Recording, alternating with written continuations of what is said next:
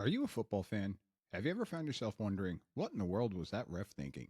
Well, Mike D, the referee, is here to help you. Join me on Whistle Talk as I talk to professionals on the field and in the booth to help you understand what is going on inside the mind of a football official.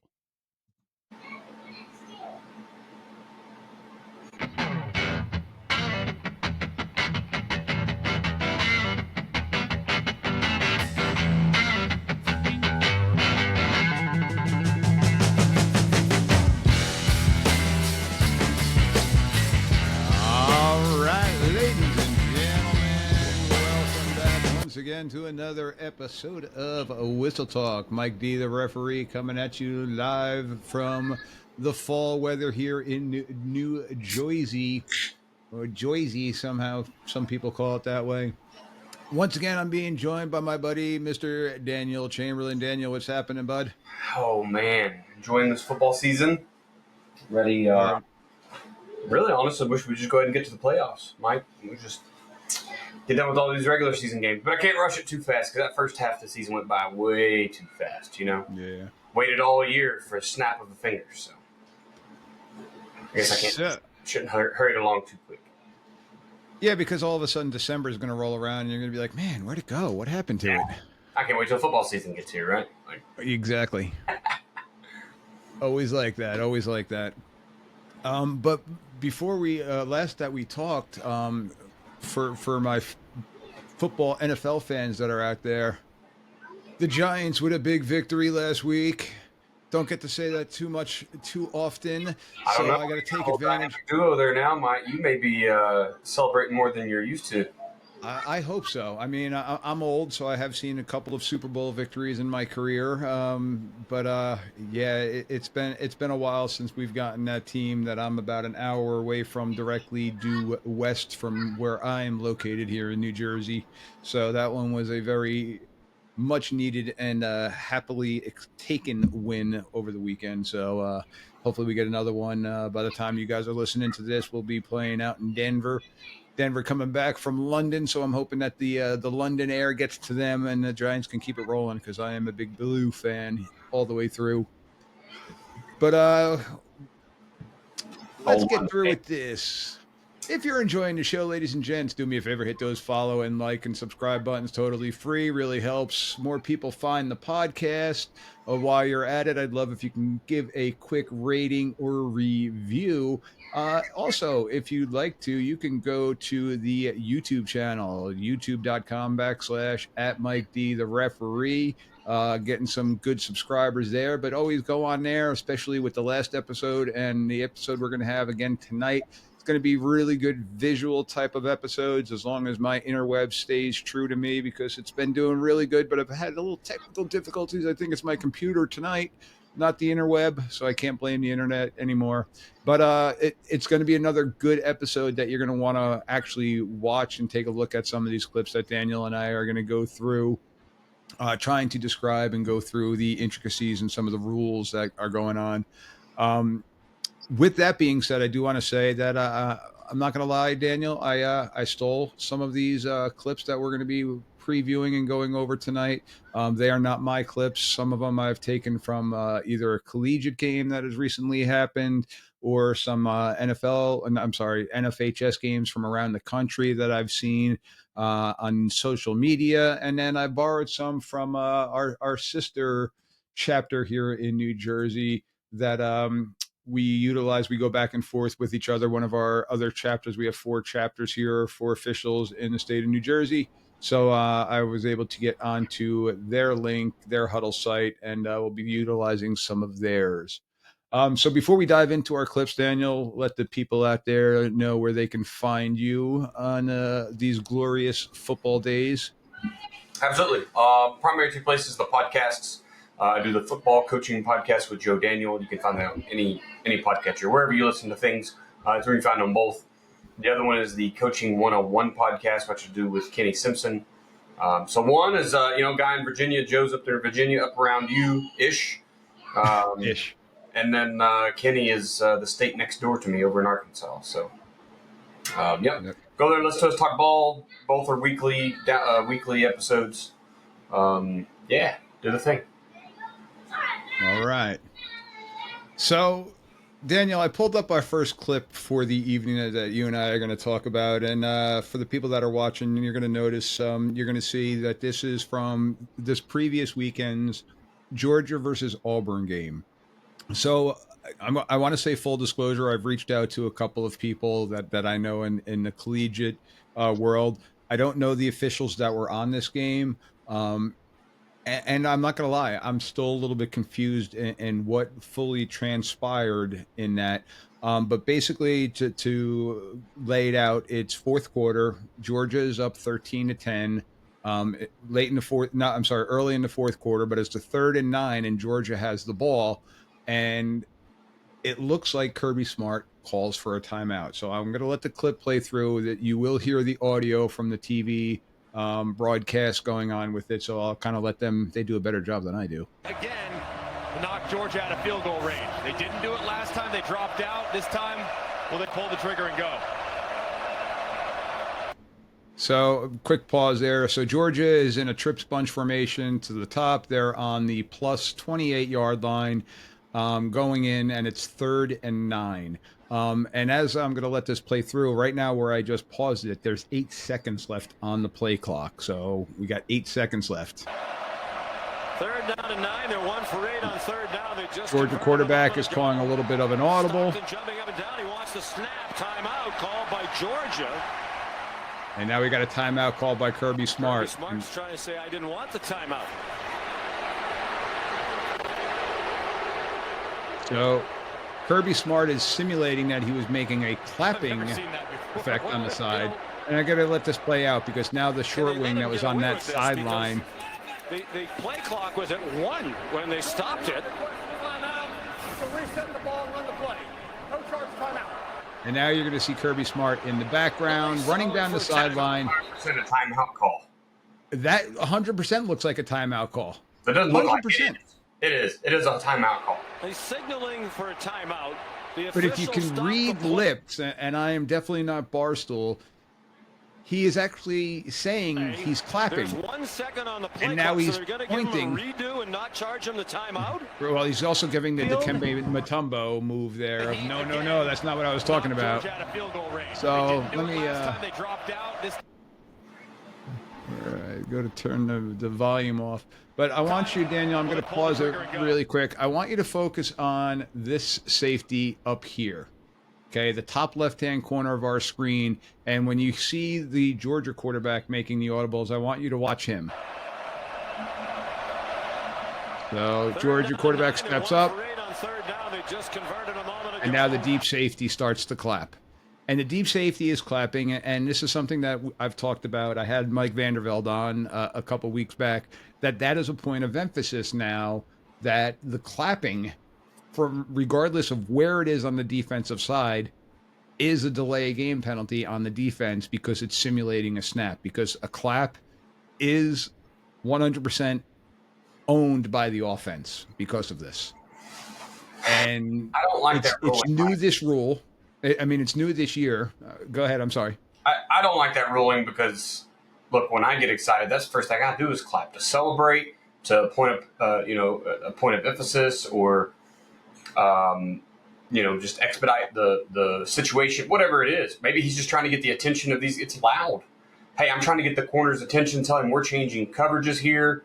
And that's taking anything away from one side of the ball and giving it only to the other side, when it's something that's universal celebration, is to clap your hands. Like, he's just excited they got him checking out of something, right? We took their first play away. We made them go to another play. And I see your point with that.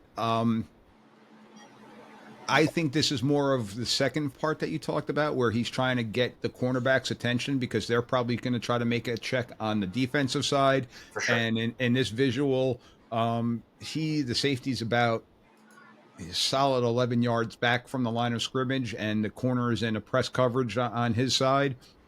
So, yeah, I think it's more so to try to get the attention of his own teammate. Right. But because of so many teams that are doing the clapping cadence, the NCAA came down just this year that a clap is simulating a snap, and it is resigned only for the offensive side so that they don't get it. Now, do I think the offensive lineman 12 yards or 11 yards away heard this clap? No, I don't even think the cornerback whose attention he was trying to get heard this. But that was the argument that Kirby Smart had, is that he was calling for the guy clapping, and he was trying to make a clapping motion, but he was making a T motion. That 100 times out of 100 times watching that clip, that looks like a timeout to me. Yeah, the play clock's running down. The quarterback's trying to audible last minute. He doesn't understand he's out of time. He's trying to prevent losing that 5 yards because that's going to knock him out of field goal range. Kirby's got to be. That's situational awareness. So drop what's in your hands and clap, or don't make any motion. Just go tell the ref or something. So the outcome of this play was they weren't charged a timeout. The officials got together and agreed that, okay, he wasn't calling a timeout. They didn't give him the penalty for the defensive delay game for the clapping, but basically they just kind of gave it a reset. So in essence, the offense got a new, I think they reset it back to a 25-second clock from this one, but instead of the offense getting a delay game penalty, nobody got a delay game penalty. Nobody got charged a timeout, and the game moved on from there.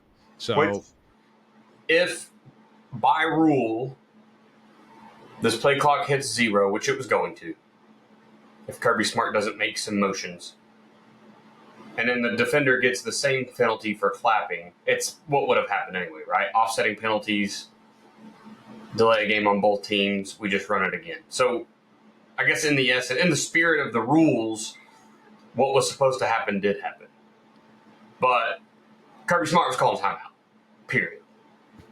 I do agree with you on that one, but I don't have an answer, but I wanted to at least address this because I do know that is the rule. And then going back and watching it, that's what Kirby Smart said in the press conference afterwards. And they didn't replay the safety clapping during the broadcast of the game. It was just when I went back and refound the game that I was able to see that, okay, he actually wasn't lying in that aspect. He wasn't making it up. And I am by no means a professional lip reader, but it did look like he was saying he's clapping, but instead of timeout. But who knows? So, like I said, I am not who is it? John Boy that puts all the stuff out there about lip reading. Super good. His lip reading makes me feel like I can lip read because he already told me what it says. I'm more of the bad lip reading one where they're making fun of Tom Brady saying, "Hey, you're supposed to go that way." Yeah. The bad lip reading is more of my style, but yeah, I wanted to bring that one up because I don't have a full answer on what their thought process was in that scenario, but it ended up in essence kind of being a do-over. So if people out there are listening and you know what swayed the decision one way or the other, because I wasn't fully engaged in watching the game, I had 9 other things going on too, so I don't truly know what happened, but I'm definitely open to any comments or anything like that, and tell me I'm wrong too. So, but yeah, I would just love to have some clarification on that one. So, I go back to that ruling by the NCAA. That's the no clapping on deep. That's ridiculous. I get like the spirit of the rule is like, hey, you're in the box, you're a defensive lineman, you're a linebacker, you're standing over the center, clapping your hands. I can give you that. This year they took away stemming the line, which I think is BS because that was last year, and you are still allowed to stem. It's just the suddenness of the stem. It's a point of emphasis this year. I'm stable. I'm stationary. I quickly have to move and get re-stationary so that I can play football. If I have to like roll my butt over there or stand up and then side shuffle over and get back, like it's just, I don't know. Once again, the offense has had the advantage for the last 7 or 8 years. Really, since the RPO came on board, Oof. the offense has had advantage. And now the rules continue to stack in the offense's favor. It's getting harder and harder to play defense. Like, it really is. It's going to turn into the NBA pretty soon, where it's like, we don't actually play defense. You just get a lot of offensive players and see if you can go 70 to 69 or whatever. Well, heck, I'll back it up even further than that. When Tom Brady initially got injured, probably about 20 years ago, when the guy came down and caught his knee, they then made the rule that you couldn't hit low and you can't hit high on the quarterback and you can't sneeze on the quarterback. And some But referees, if tough you, rule, right? yeah, Tom Brady's had a lot of rules after him. Good for him. I mean, he's done something correct in his life and he keeps on getting stuff his way. So I say it out of pure jealousy. So once again, I mean, this comes down to like, I think if you call it for a timeout, he made the motion. You have film replays showing him making. You got to charge him the timeout. Period. Yeah. Whatever happens after that, you know what, buddy? I didn't stop this at 1 second just because. I stopped it because you were making the motion. It's your gyrations. Any other if he hadn't blown that whistle, and they got the delay of game penalty, and he was calling timeout, he'd been pissed. Yeah, you know and it's another one of those scenarios: damned if you do, damned if you don't. Yes, so I think you got to just take the timeout away from him. I don't even know how this game. I think Georgia ended up winning this, right? I think Georgia ended up winning this game. I think you're right, but and I'm sure it comes back to this play somewhere because 3rd and 9. It's obviously they're going to get another chance to make things right because it's about to be 3rd and 14. Yeah, in essence, you're right. But so yeah, I just wanted to bring that up, and again, I'm looking for comments on this one. Tell me I'm wrong. Come out there and tell me what I'm doing wrong, or if I'm reading this wrong. But again, 100 times out of 100 times, and being a former short wing in that scenario, I'm calling timeout because you're at Pat Dye Field. You're in the heart of SEC country in a major game. I'm sure that official can't hear them calling a timeout from 15, 20 yards away, but he sees somebody running at them with their hands coming together into a T formation. I'm calling timeout myself. So, because you're right, if I don't call the timeout and they get the delay game, I'm getting an earful no matter what. So, yeah. All right. So our second play tonight. This one, Daniel, I'm going to let this one kind of play out, but this one is from a high school game. I'm not exactly sure where the high school is, but it's, well, you're going to see a catch that starts in the end zone. This game is in overtime. As you can see there, it's a 37-34 game. So the second team now has possession of the ball, and it's 2nd and 8. I would say 2nd and goal because it looks like the ball is on the 8-yard line, or even the 7-yard line. So 2nd down, and they're going in. Trips top side. Big carry looking. He's under pressure. Quarterback rolls out to his right. Throws it. It's caught! It's caught! Touchdown! Beavers win! So what we have is a receiver in the end zone, jumping as the ball is in the air. So there he's elevated. He catches the ball in the end zone, but his own momentum carries him out of the end zone into the field of play. So let me specify that, not out of bounds, but back into the field of play. So the receiver kind of jumped back to the quarterback, which any good receiver coach is always going to tell you want to come back to the ball. So the receiver was doing that. They just happened to be in the air when they did that, but they elevated first, ball hit hands second, body hit field of play third. Daniel, do you have a touchdown, or do you have 3rd down from, in essence, the 1-yard line? This goes back to what is a catch. Correct. Because if it's anywhere else in the field of play, it's not a catch until he touches the ground, right? Because if he holds it like that in the air and a defender hits him and it comes out, it's an incomplete pass. It's not a fumble.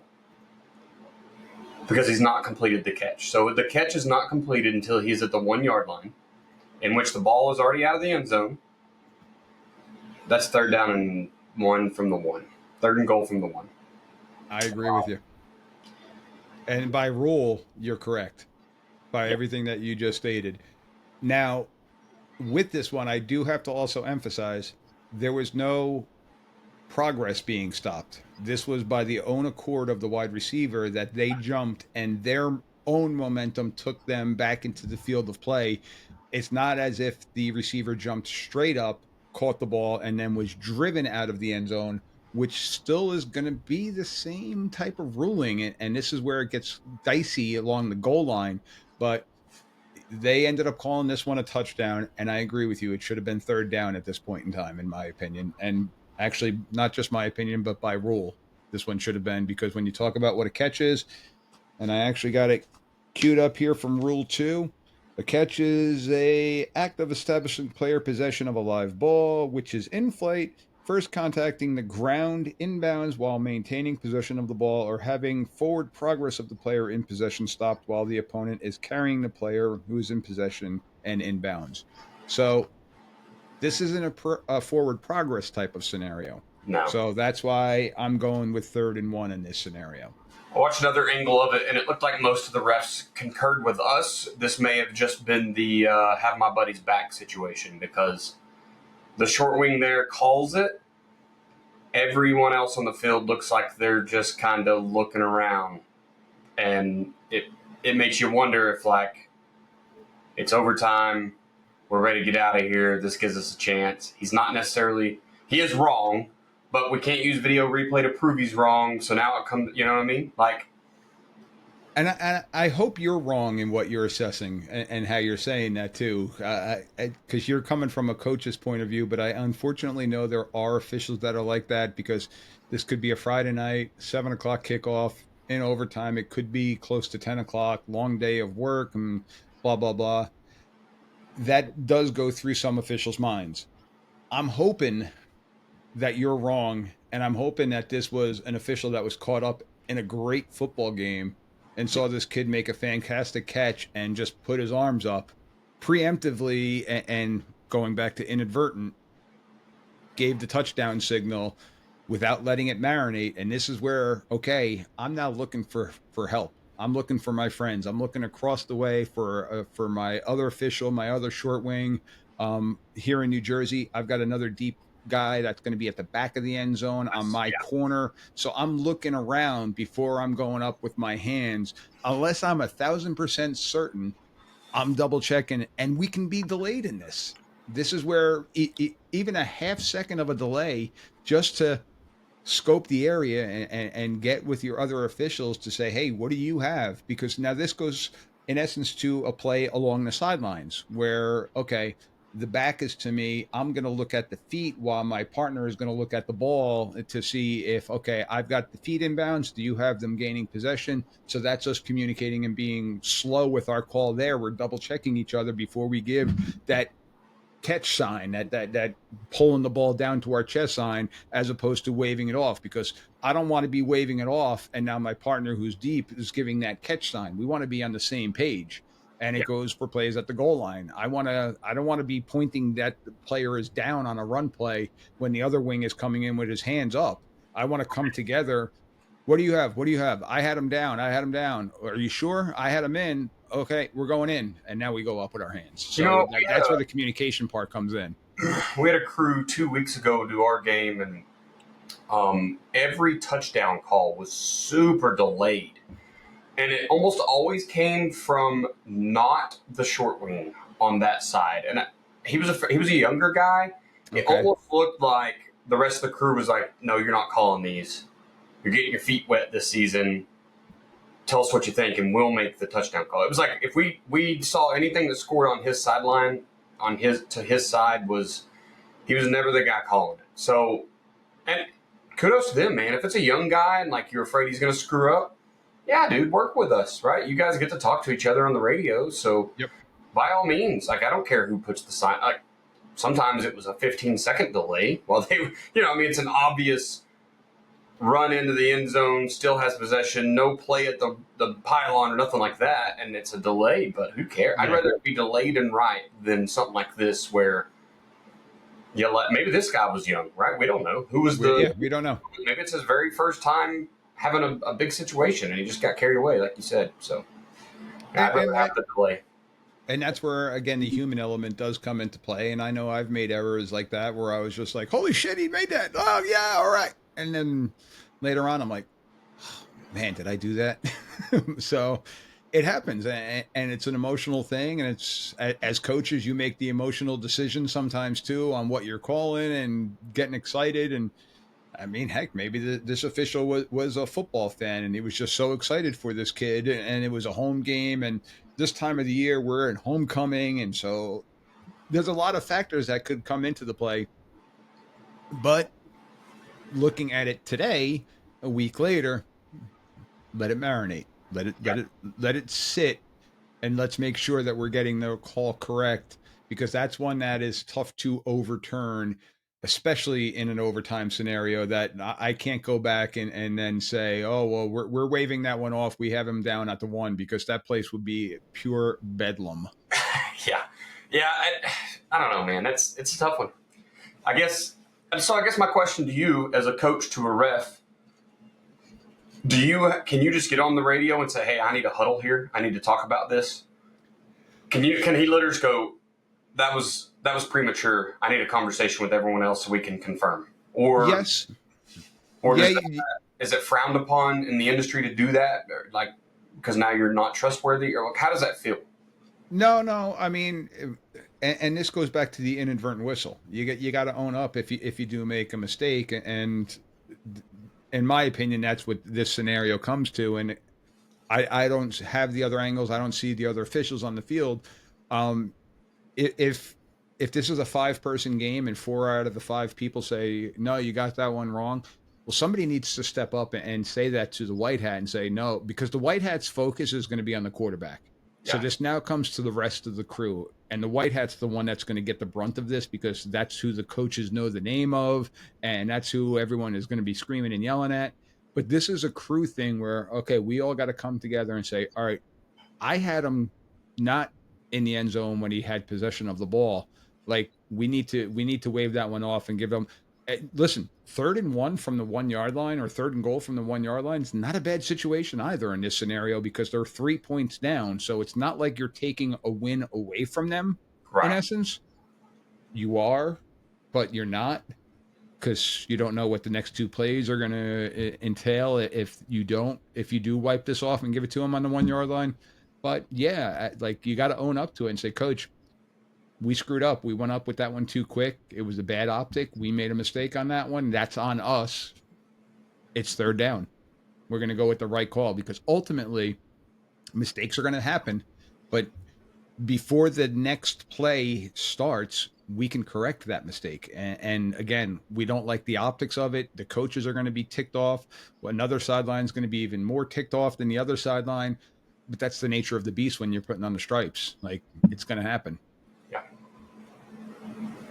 So I got 2 more clips on this segment here where I want to give a little kudos to our officiating crews out there. So this one here is another one that I ended up finding on, I don't know, Snapagram, Insta, Chat, whatever the heck these social media things are that I'm all over the place on myself. So I'm not on Snapchat. I'm not on Snapchat because I still don't understand Snapchat. Damn, I'm old. It's the devil. Don't worry.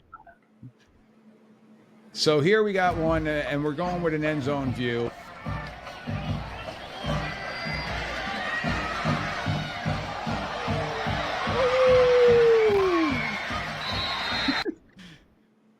Daniel, you can't just make those eyes. Dang. Let's go slow-mo on that. So this looks like, and Daniel and I were just talking pre-production, this looks like some flex-bone offense here, or at least we got some veer going on here, because this is quarterback faking. Or did he get? Yeah, that's the quarterback.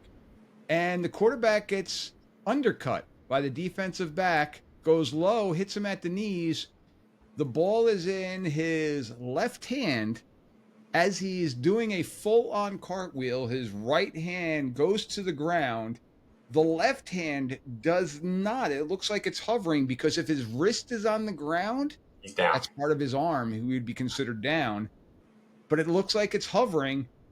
And this player continues to cartwheel and gets up and goes the last couple yards into the end zone. Now, Daniel, I paused it. What are we looking at right there? You know, in live speed, I'm calling it a touchdown. I'm saying none of the backs of his hands touched, the momentum was too great? Because if the back of his hands touch, he's down too, right? Yeah.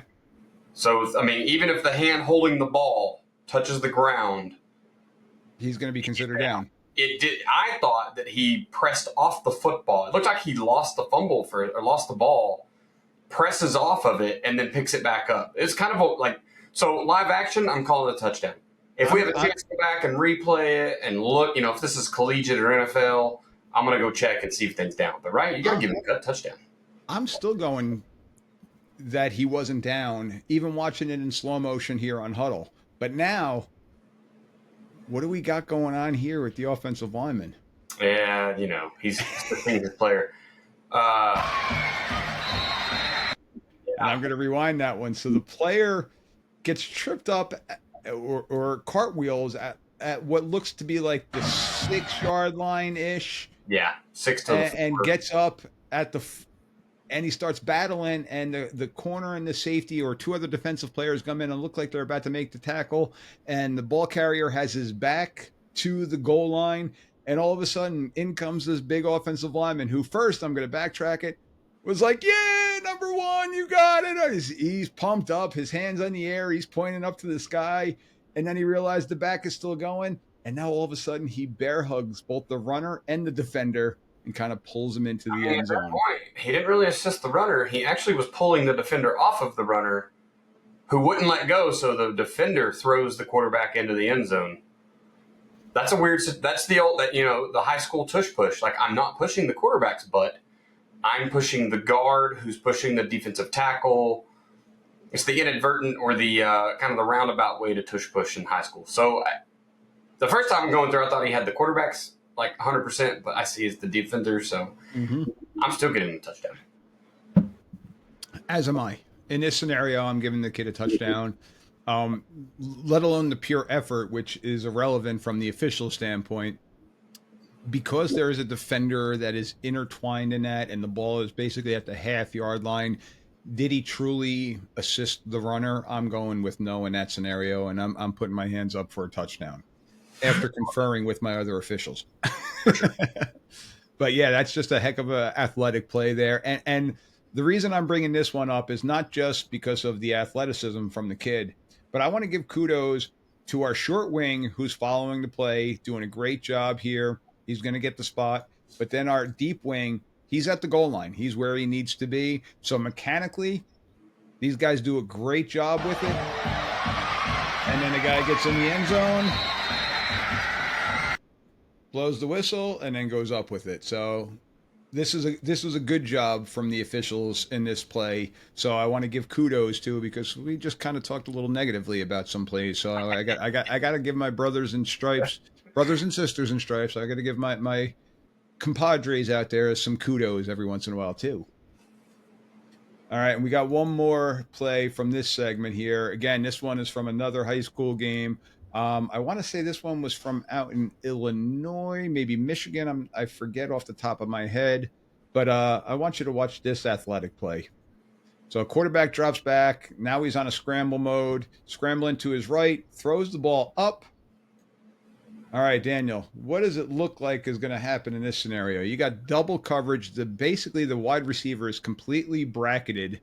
The wide receiver's feet are in the ground, and the defenders are both jumping to catch the ball. Right now for over the back. What is this? What are we doing here?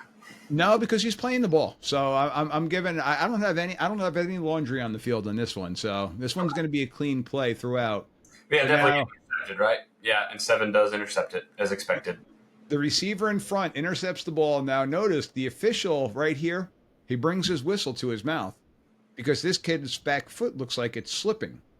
He doesn't blow the whistle. Going to go in slow motion here as the runner continues to go. Hand comes down to the ground, not the ball. Hand comes down to the ground, so he braces himself, but then loses control and throws the ball back between his legs. No! And it lands in the wide receiver's hand. What? So I'm going to rewind that one and play that one at full speed so Daniel can get the full effect of it. And for the viewers out there, this one is a great watch. Ball in the air, caught, intercepted, flipped backwards, right to the receiver's hands. Look at the guy in the background. He's like, "Are you kidding me?" Yeah, so am I. That's wild. And again, I got to give kudos because my guys in stripes right here watching the full play happen in great position. He's going to give the right signal. He's walking up, he's got the catch, and he's pointing first down for the offense. So just an incredible play, athletically, heads up wise. Why is the receiver arguing with him there? He's already given catch and first down, and the receiver continues to give the signal. That was very, I don't know. Sometimes kids don't know when they've won, I guess. That's when kids become kids. So we just got to go with the flow on that one. So yeah, that one's a pretty crazy play. But again, I got to give kudos to the brethrens in stripes for what they did, because they were in proper position. Because that's not an easy call. Because I mean, you got the knee close to being down to the ground. Did the player possess the ball? Like, there's a lot of things going on there, and that official was right there to make the proper call on that one. For sure. All right, so got another one here now. From this one was from my North chapter. I stole this from our North chapter, but this one was also all over social media. I found out that this one was from a game in Michigan, and it was actually a sub-varsity game. But I want you to take a look. We got number 73 circled and highlighted, and I'm not trying to call out any individual players or anything like that. This is for us officials to learn from, because what goes on here is something that we have to catch, and I cannot emphasize that enough. But I'm going to let this one play out. So you got basically a run play going on, and an offensive lineman got a smaller defensive lineman, and he pancakes him. Great block. Football play. Got nothing wrong there. There, we got something wrong. Yeah. The kid pops up and does a full body slam on top of the smaller defensive lineman. Now, I don't know either of the kids, but learning the situation, finding out it was a sub-varsity game, I'm going to say that the one offensive lineman is probably north of 225 weight-wise, and the defensive player was probably south of 160 weight-wise. So there's a big size discrepancy here. What ended up happening is the player on defense broke 2 spinal cords. I'm saying that wrong, but broke his back. And the blurb that we have here is that this is not football. This is a flagrant personal foul, unnecessary roughness, and this qualifies a disqualification right here. This kid should be ejected from the game, and he subsequently was. And basically what it says, and the blurbs is that as referees, we got to be able to pick this up. This is going to be the referee's call in this scenario, because our eyes now as a referee are going to go from the quarterback now, because the quarterback is number 7 here. The quarterback's out of the play. The handoff has occurred out of the play. So now we got to follow the play, because our short wings are looking for forward progress. Our umpire is looking interior wise for holds and stuff like that. Because this is occurring behind the line of scrimmage, this is in the focus of the head referee, the white hat, and we got to get this one. I don't know if a flag was thrown on this one or not. I'm not sure. I don't want to say that it wasn't, so I don't want to put anybody put any bad juju out there. I don't know if this one was called, but it's something that we as an official, we have to officiate to the end of the play. We can't just follow the ball and give up on the play, because it's stuff behind the play that, well, stuff like that happens. And it's unfortunate. And I'm sure maliciously this kid wasn't going out there saying, hey, I want to go out there and break somebody's back today. But I do think that the kid intentionally belly flopped on the kid, for sure, in essence. So that's play one. Again, that one was all over social media, and the parents weren't too happy with that scenario. All right, so our next play here. So we got third down and long. So we got third and double sticks. So snapping from the -8 yard line, middle of the field. We got third and about 15 to say. All right, Daniel, I'll let you take over here of what you're seeing play-by-play wise. Yeah. So we've got I call this the Kenny Simpson formation, but we've got tight end wing to the right. We have twins to the left, making that defense pick. The T is offsetting the gun towards the twins. Yeah, this was a pain in the ass formation. I personally love it because it's a run heavy side to the right, it's a pass heavy side to the left. What do you got to pick your poison as a defense? A lot of people, if you've got a unbalanced defense, where are you going to put your extra guy, right? You're going to play the run, you're going to play the pass. So. Yeah, especially it's 2x2, so 100%. All right, sorry, coach talk. Now so we got motion to trips. Motion cross into a trips look. Just got like a pretty standard.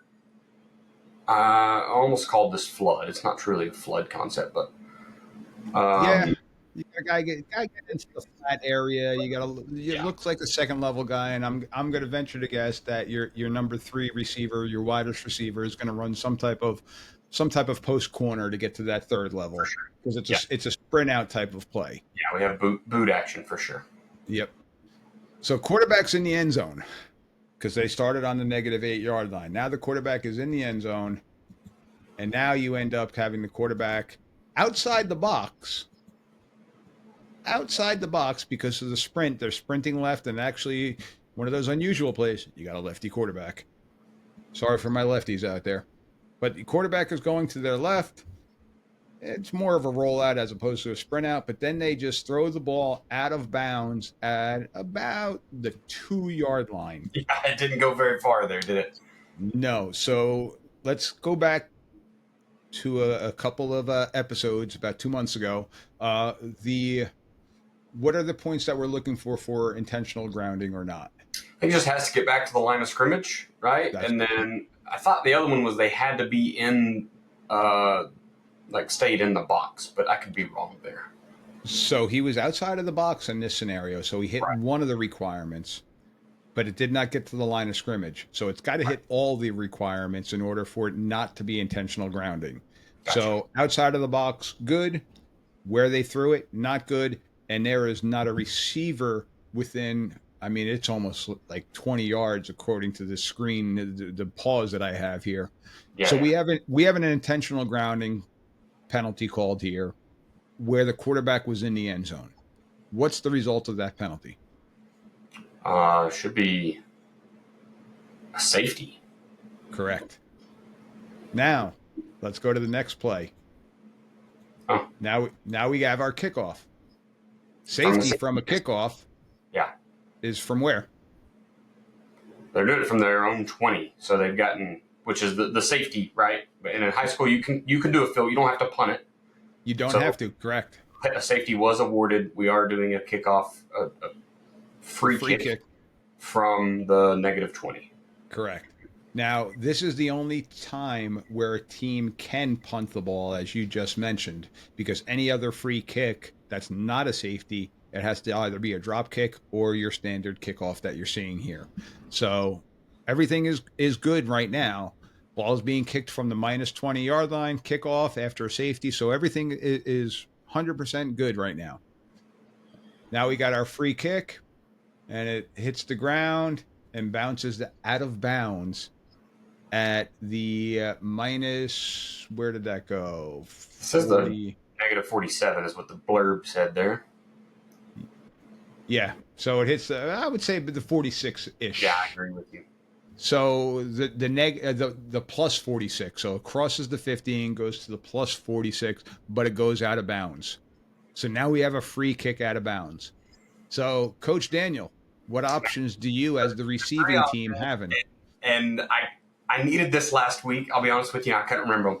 I think it's 20 yards from where the ball's kicked. Close. 15. Is it 15 yards from where the ball's kicked? Oh, 25? Yes. 25 yards from where the ball was kicked. So here would have been at the 45-yard line. Who's 45? The kicking team's 45. So it would have stayed across 50. The other one is it 15 yards from the spot of the ball? I don't know. You just have to tell me. I'm just guessing. I can't remember. I know there's like 3 options, and I don't remember what all they are. So your options are you can move them back 5 yards and re-kick. Okay. So that would be kicking off from the 15-yard line. You can take the result of the play, which would be the ball going out at the 46-yard line of your side, your own side. You can take the 25 yards from the previous spot, so that would put it on the plus 45. Or you could take it from 5 yards from where the ball goes out of bounds. So from the 46, that would take it to the 49. Right. So those are your basic options there. So it's one of those ones where you don't truly think of because standard, where's the ball being kicked from? The 40. The 40. So if the ball gets kicked out of bounds, where is the official marking the ball at? The 35. Yeah. And everyone's just like, yeah, I'll take it at the 35.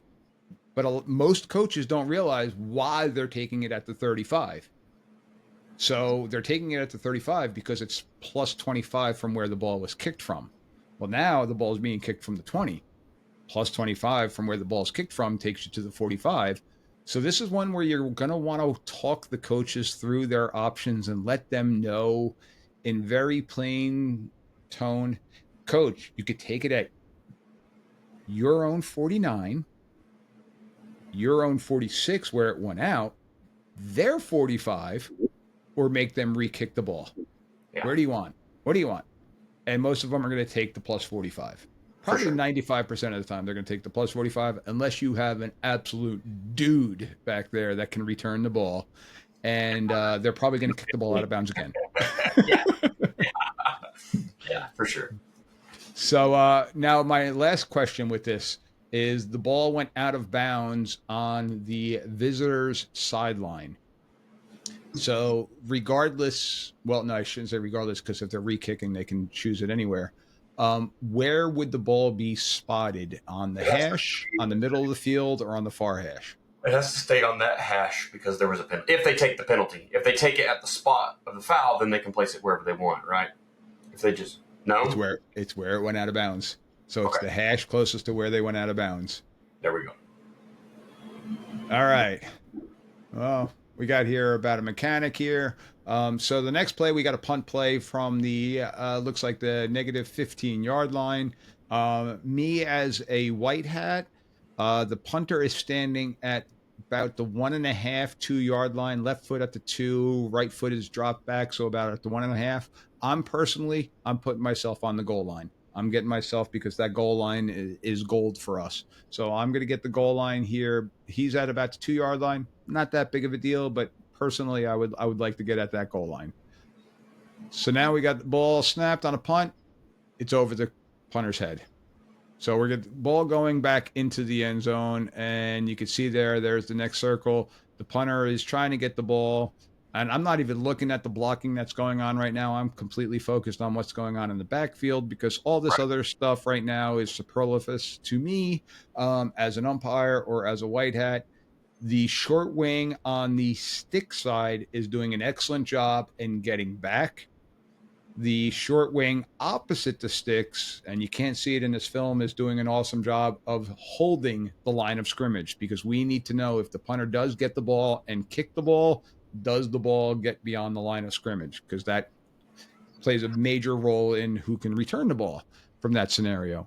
So everybody right now is doing a great job. R is hustling their butt back. And again, personally, I would have liked to have been on the goal line, and this is me personally, so that as soon as I saw the ball go over their head, I can now get to the back of the end zone to find out if their foot touched the back of the end zone. But I'm nitpicking right now. That's where it gets fun. Daniel, what did you see? So the punter is trying to snag the ball. It bounces off the ground, and he kind of he just kicks it in the middle of the air, right? So it's almost like a drop kick, but he's not the one that dropped it. So he just boots this ball. I'm going to say... Man, you see the blurb there. Is this kick legal?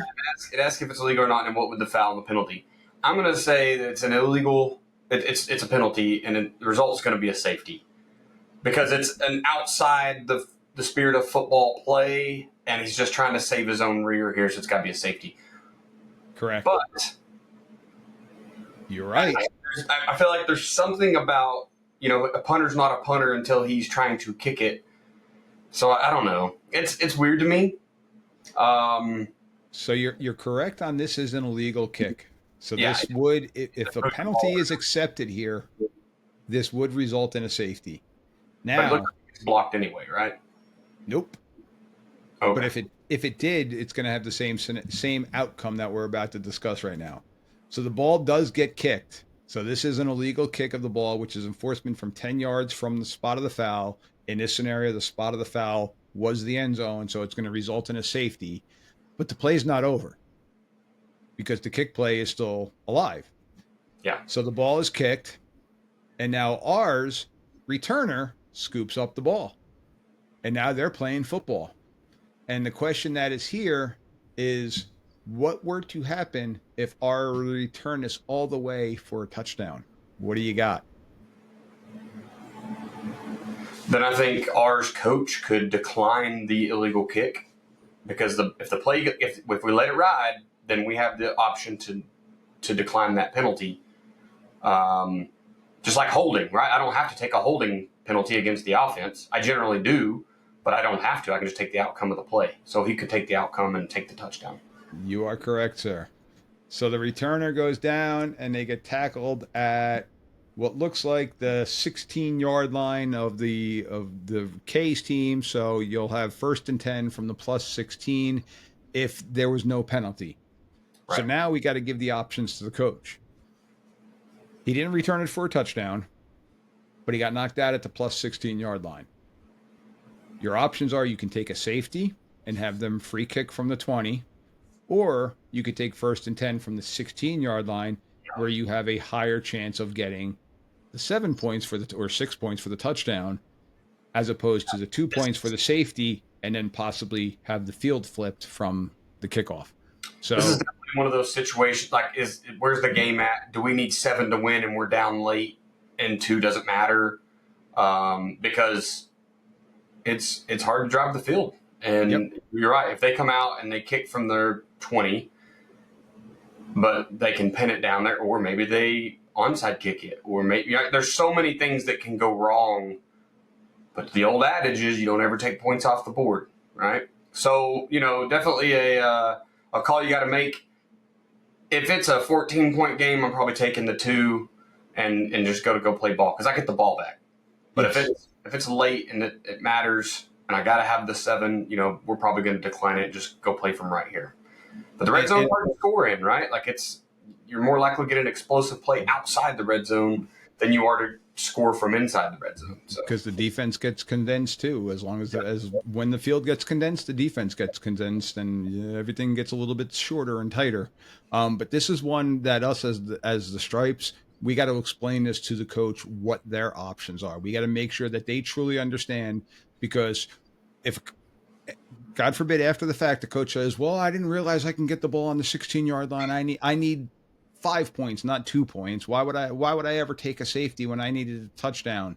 So we want to make sure that with coach, okay, you can get the 2 points, kick from the 20, or you can take the ball without the 2 points from the plus 16-yard line. We need to know what you got to make that decision, but we're not going to make that decision for you.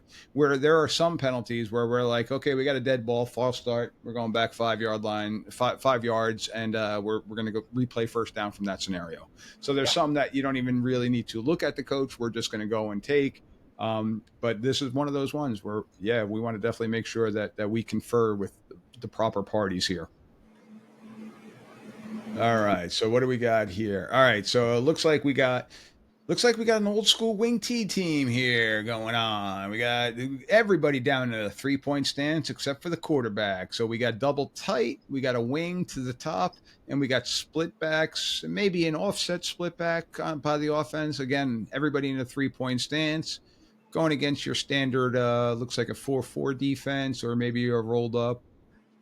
Yeah, I'd say 4-4 in this scenario. But so we got a standard football play. Yep. A little old school, but still standard. All right. So with your wing T, Daniel, what do we always have with a wing T football offense? What's happening almost every single play with an offensive lineman? Oh, we're pulling somebody. We're Block pulling down, somebody. pull and kick. Let's go. Yep. So that is Tubby Raymond from the University of Delaware, the Blue Hens. That was his offense. That's why it's called the Delaware Wing T. And he pulled everybody because he was undersized and he wanted angles and pulling and pin and pull. He invented the old school pin and pull. So now we got a guard pulling, and we got him highlighted here. And boom, that outside guy cuts him. I'm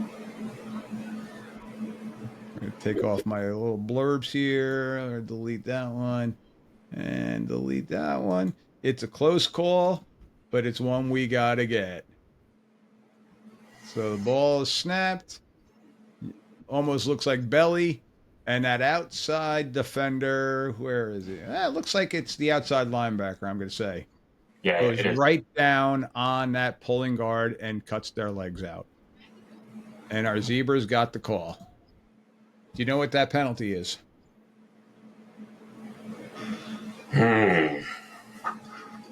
Because everything here is correct. But now, Coach Daniel, do you know what call we have? It's funny. Joe's going to think that's funny, Coach Daniel. I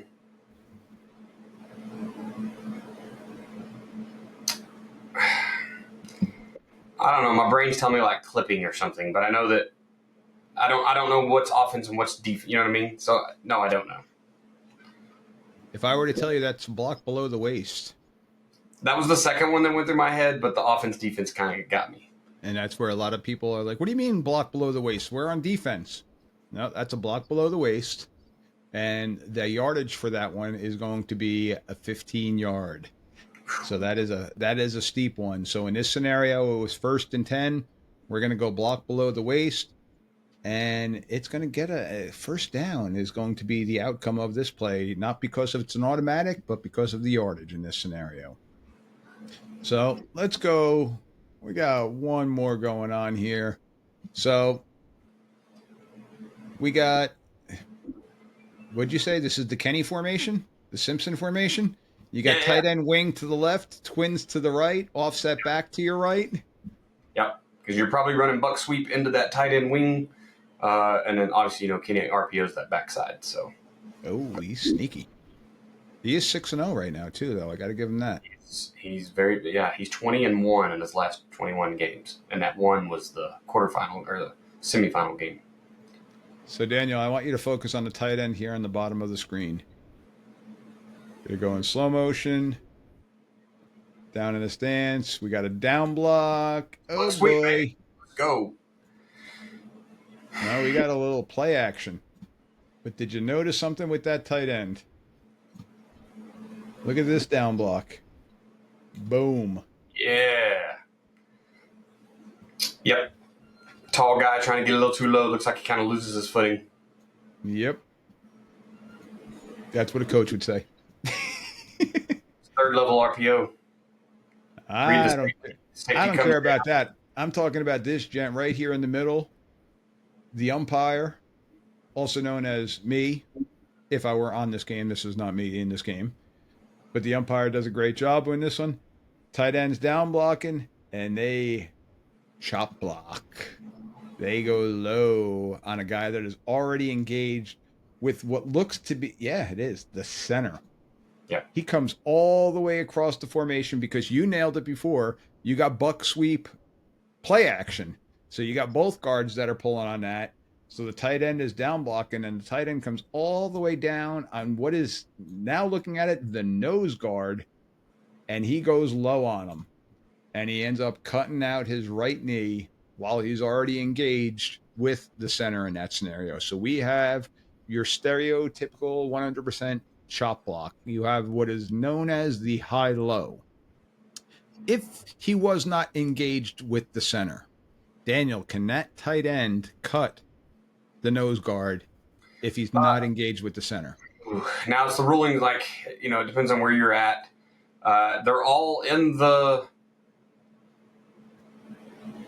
exception zone or what, I can't remember what, extended, I don't know. They're all in the box. We'll go coaching terms. They're all in the box. That's right. So yes, I think he can because it's at the initial part of the play. But he does take 2 steps, so I'm sure that probably says no, you can't because of how many steps he took. Oh, he takes more than 2 steps. He's a tall kid. It's like it needs to be immediate and initial at the snap for a cut block to happen. 2, okay, the third, yeah. So 3 steps. So yeah, we have a block below the waist, or in this scenario, we got the chop block, which is more egregious. They're still the same penalty yards, but we really got to catch this one because that is a blown knee waiting to happen, especially on that funky little grass that we got going on in there. That fake stuff with black pebbles, which I love. As an official, I love. Not gonna lie, so much better on my knees than the bumpy, ungraded fields of grass that we sometimes play on or officiate on. Gotta fall back in love with the grass field, man. That's where it's at. Oh, as a player, I love it. As an official, I'm good. Not so much. Daniel, you got time for one more? Let's do one more. All right, let's bang out one more here. Or not. Did I hit them all? Holy crap. We got them all. We nailed it. And this one's still not working. Some really good points in there, man. I think it's great to keep reminding ourselves that the refs are just humans too. They're going to miss things. And at every level, obviously, right? Because you're watching an SEC ref who, if it's anything like the teams in it or the schools in that conference, they're expected to be the best. Yeah. And showing any flaw at all, you know, get you ran out of the stadium. So, heck, I didn't even know the rules, and you taught them all to me this summer. So, you know, refs have got to remember that stuff and do it for 10 games or 15 games or whatever, and then or weeks, not games, but weeks. You need to have this thing memorized and remembered upon when a game goes into overtime at homecoming and a guy makes an incredible catch. You need to remember what that book states and hold your whistle and double check. It's the human element. You're right. And that's exactly what it is. But unfortunately, a lot of times us with the stripes don't get afforded that by people that are not wearing the stripes, such as players, coaches, parents, fans, band members, administration of the schools, people on TV, or people that have no clue what the hell they're actually watching and just on a screen somewhere saying, look at how bad this referee was. Yeah, we're doing our best, man. We're out there doing our job and doing the best that we can. And sometimes we do make a faux pas. Right. So, all right, brother. Well, that concludes our last episode of some wacky and wild plays that we've seen going across the country. I've been talking all week about the kid coming off the sideline and making that tackle on the pick six. Like, geez, man, if you guys haven't seen that, go check it out because Lord have mercy. And by the way, I don't know, I didn't text you on the side. I did get confirmation. A touchdown was awarded on that. Good. So we didn't see the outcome of the play, but a touchdown was awarded on that play. So people that were from that association came back to me on social media and said, yeah, we got that one right. So happy to hear that. So great job from the guys and gals that wearing the white and black with those zebra stripes. But yeah, they nailed that one correctly. So it's good to see that one. Glad all right, brother, man. Word that, because man, if not, that's tough. But great stuff. Yeah. Well, I wish you good luck this weekend. I myself, I've got 2 varsity games. I got a Friday night and then an early Saturday morning game that I got to wake up for. So one on turf, one on grass. So I'll be hurting Sunday. Sitting there sipping on a beer with a nice pack on my knees. So I am old like that, but I will get through it, and it will not affect me come game day. But, man, after the game, I will moan and groan like no other. We're going into fall break here in Oklahoma. In fact, my son did not have school today and does not have school until next Tuesday. Fall break went from a 1-day thing to now it's 6 days or whatever. So goodness. It's crazy. But so most teams are playing Thursday night just because most kids are out of school only Friday, but lots of chaos there. So we get a little bit earlier, taking on a powerhouse. Should be a good game.